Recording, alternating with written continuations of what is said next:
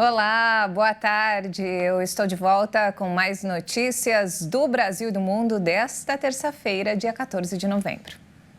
E eu abro essa edição com uma notícia boa. Os comerciantes estão otimistas com as festas desse fim de ano. Segundo a Confederação Nacional do Comércio, isso explica a maior oferta de vagas temporárias em 10 anos e com salários maiores. A oferta de vagas de empregos temporários para as festas de fim de ano vai ter em 2023 a maior alta em 10 anos. Segundo a previsão da Confederação Nacional do Comércio de Bens, Serviços e Turismo, é esperada a alta de 5,6% em comparação ao ano passado. Com isso, o comércio prevê contratar 108.500 novos trabalhadores temporários, a maior oferta desde o mesmo período de 2013, quando foram abertas 115.500 vagas. O otimismo se baseia em aspectos sazonais das admissões e desligamentos no comércio varejista, registrados mensalmente por meio do Cadastro Geral de Empregados e Desempregados, o CAGED. Além do aumento das vendas, a confiança também está relacionada à recuperação econômica e às melhores condições de consumo. Os setores de hiper e supermercados lideram as oportunidades de contratações, com mais de 45 mil vagas. Em segundo lugar, vem o setor de vestuário, com 25 mil, e de utilidades domésticas e eletroeletrônicos, com quase 16 mil. Mais da metade da oferta de vagas para o Natal deste ano deve se concentrar nos estados de São Paulo, seguido por Minas Gerais e Paraná.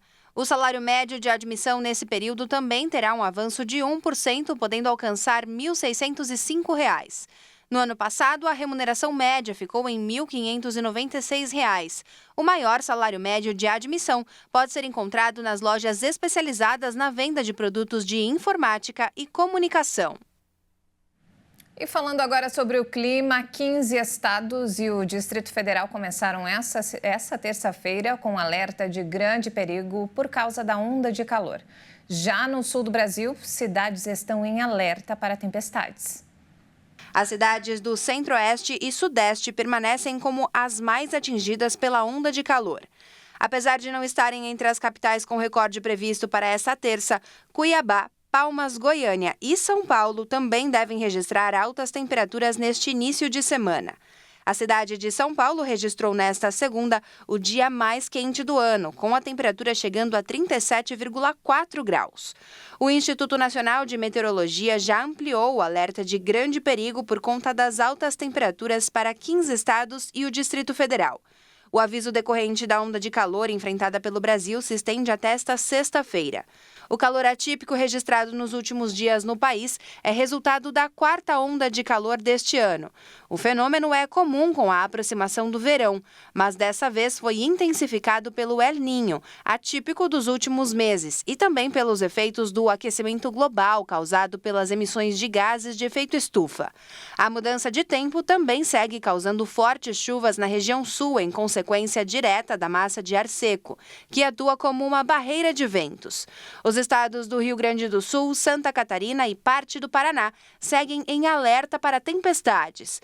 O IMET projeta chuvas de até 60 milímetros por hora nos próximos dias, com queda de granizo e ventos intensos.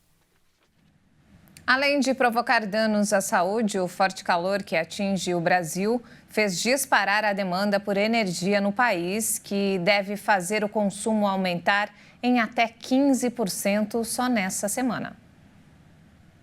O Brasil superou a marca de 35 gigawatts de capacidade instalada da fonte solar fotovoltaica, somando as usinas de grande porte e os sistemas de geração própria em telhados, fachadas e pequenos terrenos. Os dados da Agência Nacional de Energia Elétrica, ANEEL, foram divulgados pela Associação Brasileira de Energia Solar Fotovoltaica. O número corresponde a 15,9% da matriz elétrica do país. Em fevereiro deste ano, a potência instalada somava 26 gigawatts, o que representava 11,6% da matriz energética brasileira. De acordo com a Absolar, a energia solar trouxe ao país, desde 2012, mais de 170 bilhões de reais em investimentos, gerando cerca de 48 bilhões de reais em arrecadação fiscal e levando à geração de 1 milhão de empregos. Ainda segundo a associação, foi evitada a emissão de quase 43 milhões de toneladas de gás carbônico. Em termos de geração de energia, a fonte solar corresponde a cerca de 11% do total, superada pela geração eólica e hidrelétricas. Dados da ANEEL indicam que, para 2024, estão previstos para entrar em operação 10,8 gigawatts de potência, dos quais 6,1 gigawatts têm origem na fonte solar.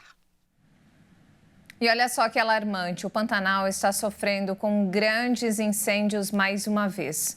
O número de focos neste mês é 5 vezes maior do que o registrado em novembro do ano passado. Mais de 2.000 focos foram identificados só nos últimos 13 dias. O fogo ameaça unidades de conservação e refúgios de onças pintadas. As chamas que atingem o Pantanal já destruíram pelo menos 80 mil hectares, segundo autoridades que monitoram a região. O Mato Grosso tem registrado temperaturas acima dos 40 graus, com umidade relativa do ar abaixo de 20%, o que tem provocado grandes incêndios na vegetação seca. Segundo dados do INPE, de 1º a 13 de novembro deste ano, foram registrados 2.256 focos de incêndios, contra 57 no mesmo período do ano passado. Entre as áreas que estão queimando estão o Parque Nacional do Pantanal e o Parque Estadual Encontro das Águas, região com a maior concentração de onças pintadas do planeta, que é onde o pior incêndio se concentra. Equipe de bombeiros e de organizações não governamentais estão trabalhando para controlar a situação na região. Uma parte dos incêndios florestais se iniciam pela mão do homem, né? A gente pode afirmar que 98, 99% dos incêndios são antropogênicos e o restante são causas naturais. O que aconteceu esse ano aqui no Parque Estadual Encontro das Águas foi descarga atmosférica, foram raios, né? E se iniciam incêndios. Voluntários também estão atuando nas áreas que já queimaram para resgatar animais e tratar os que ficaram feridos. Nós estamos fazendo uma busca ativa, por animais vivos, vítimas do fogo, e nós encontramos aqui um ouriço e ele não tem sinal de queimadura. Então, provavelmente, esse animal morreu com a inalação da fumaça proveniente dos fogos. O governo federal enviou 90 brigadistas e 4 aeronaves para reforçar o combate ao fogo no Pantanal. O governo de Mato Grosso também anunciou o envio de 100 homens, 2 aviões e 1 helicóptero. E nos destaques internacionais, a crise argentina vive um capítulo dramático de sua história econômica. Há 2 semanas das eleições presidenciais, os hermanos enfrentam uma situação complexa devido à desvalorização do peso e à alta da inflação, que atingiu mais de 140% em outubro. Só nesse mês, o aumento de preços foi de 8,3%. A menos de 1 semana do segundo turno das eleições presidenciais, a situação preocupa os argentinos. Viver com a inflação na Argentina é realmente viver na incerteza. É ir ao supermercado um dia e custar o dobro no dia seguinte. A inflação acumulada até o momento em 2023 foi de 120% até o final do mês passado.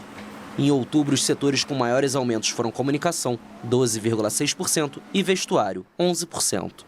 Nos alimentos, os preços subiram 7,7%. Os valores não condizem com o que realmente acontece. Ou seja, um preço de um biscoito em um mês pode subir o dobro, e em outro mês seu salário não sobe o dobro. Então realmente fica muito complicado.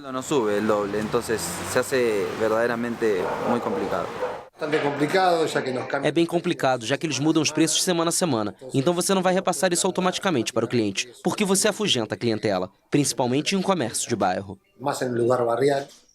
No domingo, os argentinos vão às urnas para definir seu próximo presidente. Disputam o segundo turno peronista de centro-esquerda e ministro da Economia Sérgio Massa e o líder ultraliberal e antissistema Javier Milei. Massa, que ficou em primeiro lugar com quase 37% dos votos, propõe um governo de unidade nacional, mais amplo que o peronismo em caso de vitória. Milei, que conquistou 30% dos eleitores argentinos, é um economista que se define anarcocapitalista e, em seu discurso extremista, inclui propostas como dolarizar a economia, acabar com o Banco Central e eliminar o Ministério da Mulher. E essa edição fica por aqui. Mais informações ao longo da nossa programação. Uma ótima tarde para você. Até mais.